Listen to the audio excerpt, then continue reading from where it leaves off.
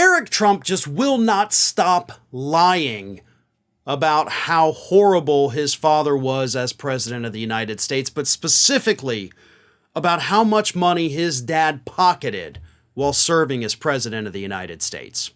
So Eric Trump's been out on a bit of a media tour recently trying to claim that his family, he actually said a few days ago, his family's the only family in history that did not make money off the presidency, which is a flat out lie.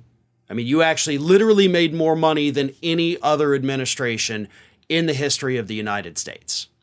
So that was a lie. But then, a day or two later, he goes on Newsmax with host Eric Bolling, and he makes this outrageous claim. He says, if somebody came into one of our hotels while my father was president and they were from a foreign country, a government official from a foreign country, and we found out about it, you know what we'd do?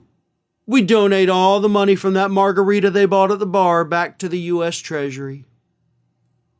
Oh, so they didn't make any money, right? I mean, if you booked a hotel room, if you had food at the hotel, restaurant, if you had a drink at the hotel bar, they made sure to go through all of the receipts. This is what we're to believe. They went through all the receipts and said, okay, well, this is from this person. We know they ordered this and they stayed in this room for this much night.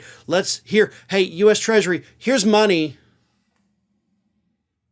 Really? Really, Eric? That's what you did?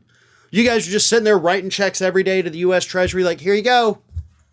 And U.S. Treasury's like, oh, thank you. Yes, we will put this in the money pile that we just have here at the U.S. Treasury, I guess. Thank you. Here's the thing. If this had happened, there'd be records of this. If this had happened, Trump and or his children would have been out there in the media every single time they wrote one of these checks, bragging about it, making sure that nobody thought there were any kind of conflicts of interest. Nobody thought there was any grifting going on. Just 100%. Look, we're honest. We're on the level. We're not taking money from foreign officials. We're giving it to the U.S. Treasury. I mean, hell, they probably would have printed out one of those big giant like Publishers Clearinghouse checks and presented it to the Treasury. But none of that happened. There is no paper trail whatsoever going from the Trump organization to the U.S. Treasury in terms of these kinds of payments. There are no records that we can find at the U.S. Treasury indicating that any of this happened. Eric Trump is a very stupid person, and he's a very bad liar. You see, these kinds of things, like you can't just walk up to the U.S. Treasury and be like, here's $20, guys. They don't do that.